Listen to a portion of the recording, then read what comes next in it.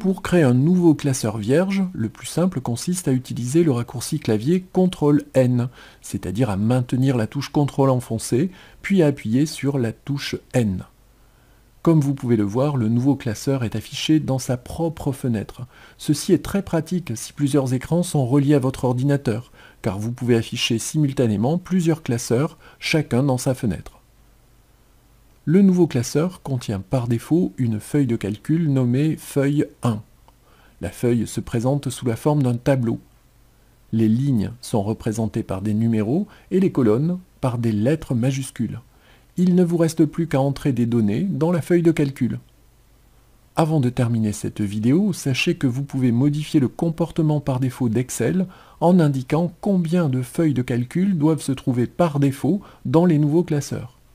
Basculez sur l'onglet Fichier du ruban et cliquez sur Options. La boîte de dialogue Options Excel s'affiche, onglet Général sélectionné. Dans le groupe d'options lors de la création de classeurs, agissez sur la zone de texte Inclure ces feuilles pour indiquer le nombre de feuilles de calcul par défaut des nouveaux classeurs. Cliquez sur OK pour fermer la boîte de dialogue Options Excel et prendre en compte le nouveau réglage.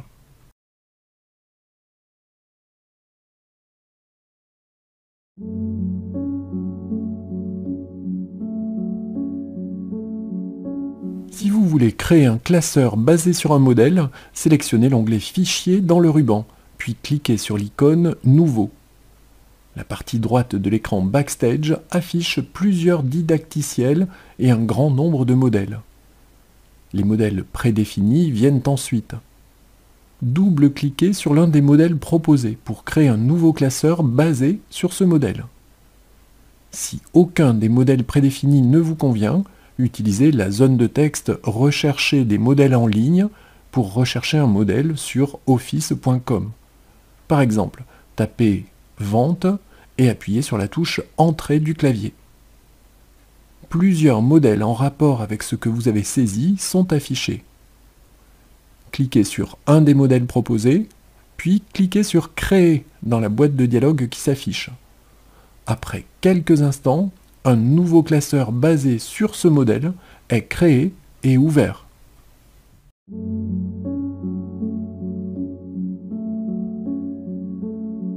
Pour rouvrir un classeur ouvert récemment, il n'y a rien de plus simple.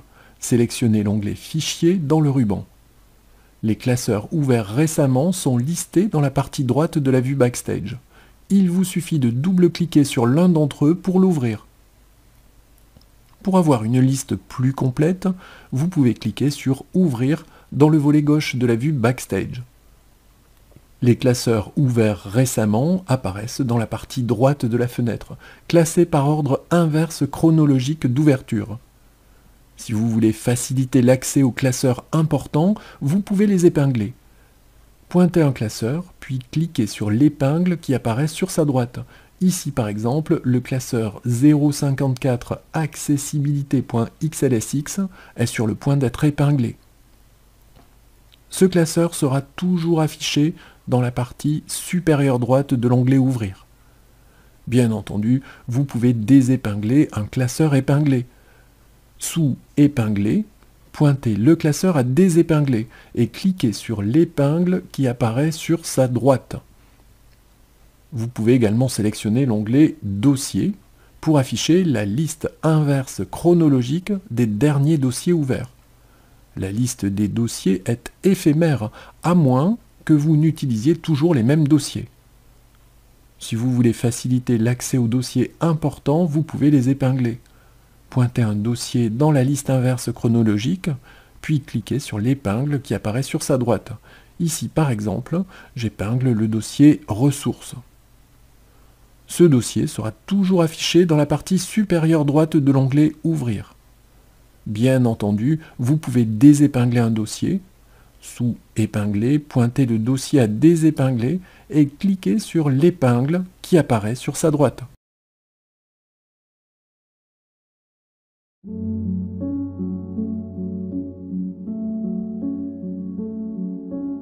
Pour ouvrir un classeur existant, sélectionnez l'onglet Fichier dans le ruban, puis cliquez sur Ouvrir. Vous pouvez également appuyer simultanément sur les touches CTRL et O pour parvenir au même résultat. Sous le nom de l'entreprise, cliquez sur OneDrive pour accéder au classeur stocké dans votre espace OneDrive professionnel. Toujours sous le nom de l'entreprise, cliquez sur Parcourir pour ouvrir un document stocké dans les mémoires de masse de l'ordinateur ou accessible sur le réseau local auquel est connecté l'ordinateur. La boîte de dialogue Ouvrir s'affiche. Elle affiche tous les classeurs contenus dans le dossier local par défaut, c'est-à-dire votre bibliothèque documents. Si nécessaire, désignez un autre dossier en utilisant la barre d'adresse, le volet gauche ou le volet central de la boîte de dialogue, ou encore la zone de texte recherchée dans l'angle supérieur droit de la boîte de dialogue. Quelle que soit la méthode utilisée, double-cliquez sur le classeur que vous voulez ouvrir lorsqu'il apparaît dans la partie centrale de la boîte de dialogue. Si le dossier de lecture et d'enregistrement par défaut ne vous convient pas, il est très simple de le changer. Basculez sur l'onglet Fichier dans le ruban et cliquez sur Options. La boîte de dialogue Options Excel s'affiche.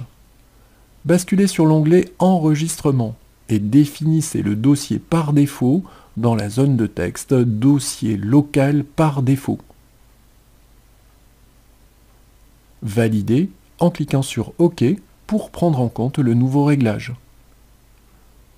Si la boîte de dialogue Ouvrir vous semble plus pratique pour ouvrir vos classeurs locaux, vous pouvez appuyer simultanément sur les touches CTRL et F12 du clavier pour court-circuiter la vue backstage.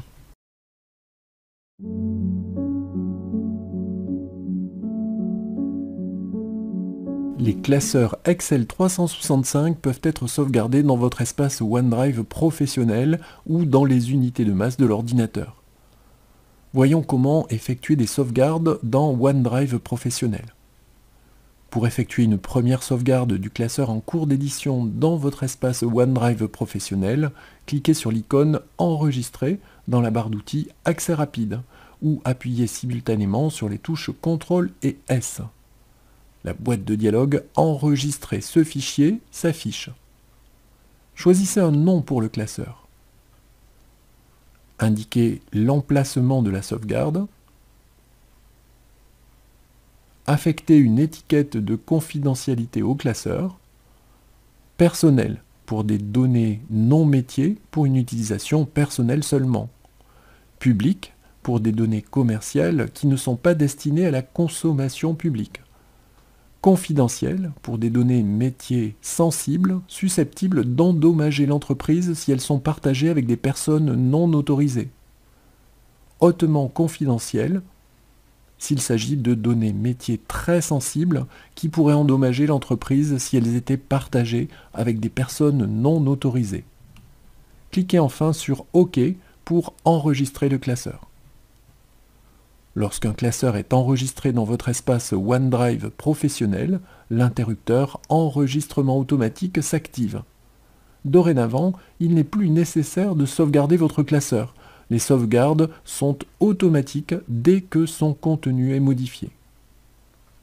Notez qu'il est toujours possible de cliquer sur l'icône Enregistrer dans la barre d'outils Accès rapide ou d'appuyer simultanément sur les touches CTRL et S pour sauvegarder immédiatement le classeur. Pour terminer, voyons comment effectuer des sauvegardes dans les unités de masse de l'ordinateur.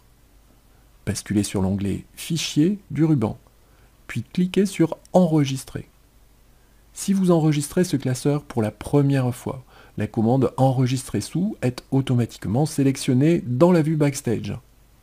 Cliquez sur Parcourir. La boîte de dialogue Enregistrer sous s'affiche.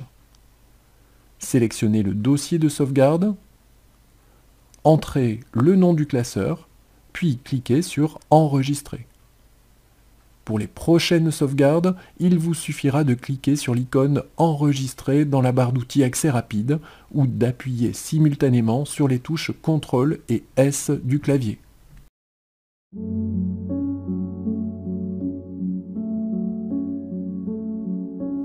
Pour imprimer un classeur, sélectionnez l'onglet Fichier dans le ruban, puis cliquez sur Imprimer ou appuyez simultanément sur les touches CTRL et P du clavier.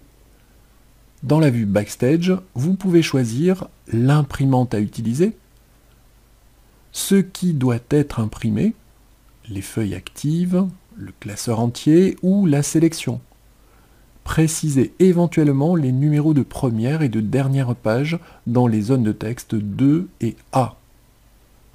Le nombre d'exemplaires à imprimer, le type de l'impression, recto ou recto verso. Plusieurs paramètres tels que l'orientation, le format et les marges de l'impression. Cliquez sur Imprimer pour lancer l'impression ou appuyez sur la touche Échappe pour revenir au mode d'affichage précédent.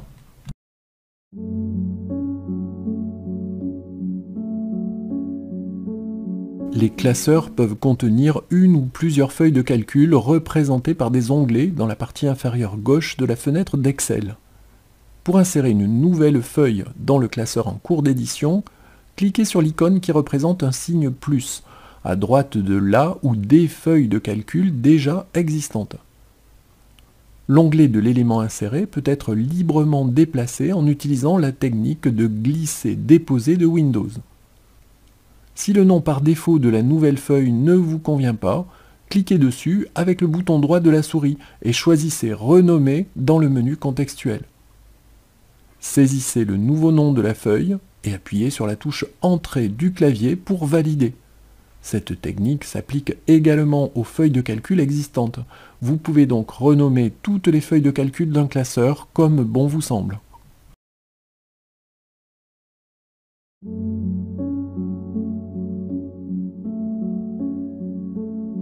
Pour supprimer une feuille de calcul dans un classeur, cliquez sur son onglet avec le bouton droit de la souris et sélectionnez Supprimer dans le menu contextuel.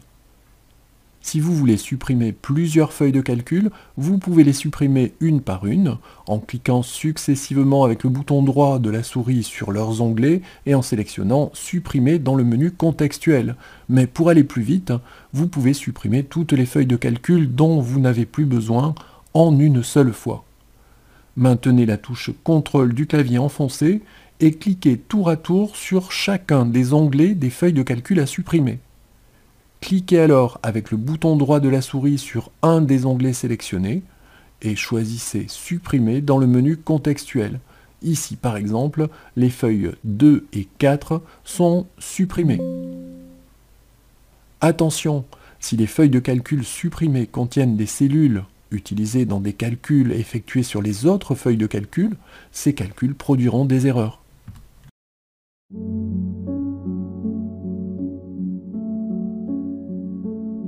Vous aimeriez avoir des informations sur la taille de votre classeur, sur le nombre de tableaux et de formules utilisés?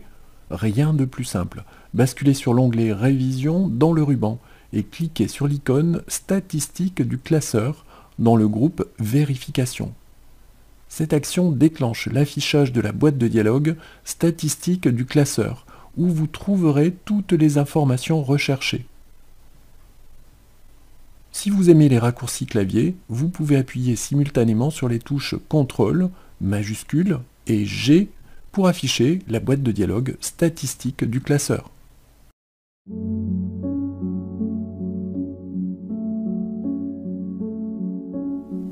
Excel 365 vous permet d'exporter vos classeurs au format PDF ou XPS afin de préserver leur mise en forme et d'interdire la modification des données qu'ils renferment.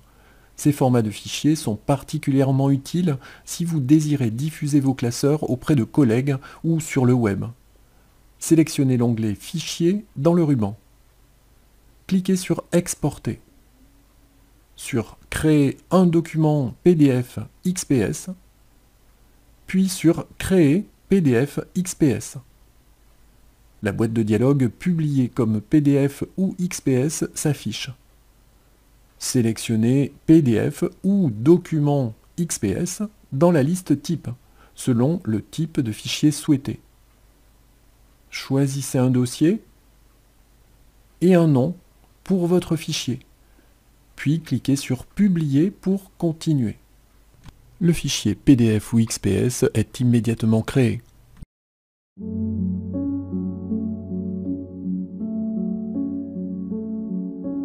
Le mode protégé est une fonctionnalité de sécurité utile lorsque vous manipulez des classeurs téléchargés sur Internet ou reçus dans les messages e-mail. Lorsque vous ouvrez un tel classeur, un bandeau de couleur jaune vous signale le risque encouru. Dans ce mode, vous pouvez lire mais pas modifier le classeur. Si vous êtes sûr que le classeur est sans danger, cliquez sur « Activer la modification » dans la partie droite du bandeau « Mode protégé ». Si nécessaire, le mode protégé peut être personnalisé.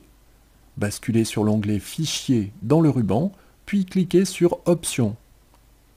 Sélectionnez l'onglet « Centre de gestion de la confidentialité », puis cliquez sur « Paramètres du centre de gestion de la confidentialité ». Sélectionnez l'onglet « Mode protégé » dans la boîte de dialogue « Centre de gestion de la confidentialité » et paramétrez ce mode comme vous l'entendez. Par exemple, décochez la case « Activer le mode protégé pour les pièces jointes Outlook ». Ce réglage désactive le mode protégé lorsque vous ouvrez un fichier Excel reçu dans un message email.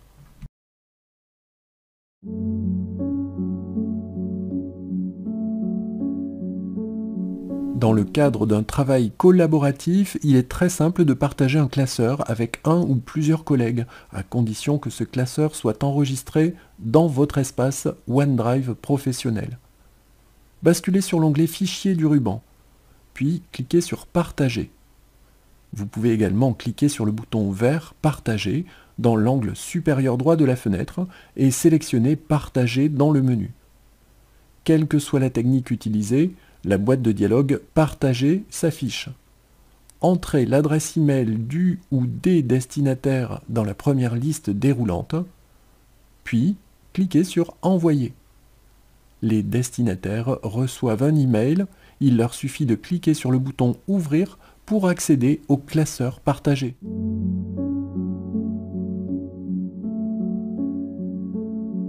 Dans la barre de titre de l'application, la zone de saisie recherchée vous permet de trouver rapidement ce que vous recherchez. Du texte dans le classeur courant, des commandes, de l'aide et bien plus encore.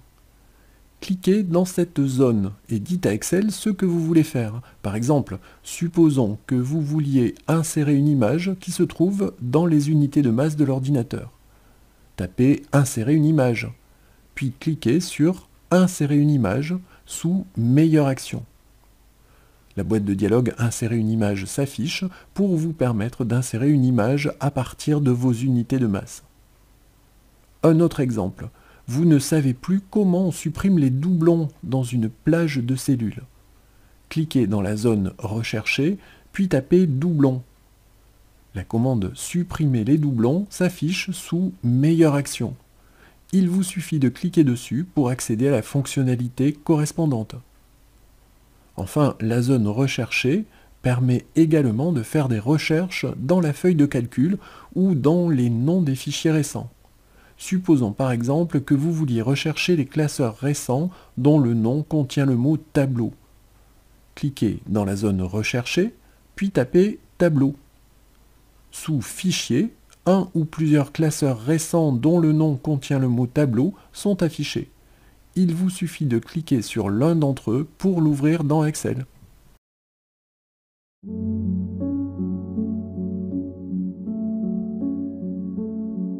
Excel 365 permet d'effectuer des recherches dans Bing sans ouvrir votre navigateur web. Supposons par exemple que vous vouliez obtenir des informations sur le Raspberry Pi. Cliquez dans la zone recherchée et tapez Raspberry Pi. Les guillemets indiquent que le terme complet et non chacun des mots doit être recherché. Cliquez sur Afficher plus de résultats de recherche pour Raspberry Pi. Le volet Rechercher apparaît sur le côté droit de la fenêtre d'Excel. Il contient les résultats de recherche relatifs aux termes saisis dans la zone de texte recherchée. La recherche dans Bing peut également se faire à partir d'une expression présente dans une cellule. Cliquez avec le bouton droit de la souris sur cette cellule et sélectionnez « Recherche intelligente » dans le menu contextuel. Cette action affiche les résultats d'une recherche Bing basée sur cette expression dans le volet recherché. Notez que les guillemets sont également nécessaires dans la cellule pour lancer une recherche sur le terme complet et non sur chacun des mots.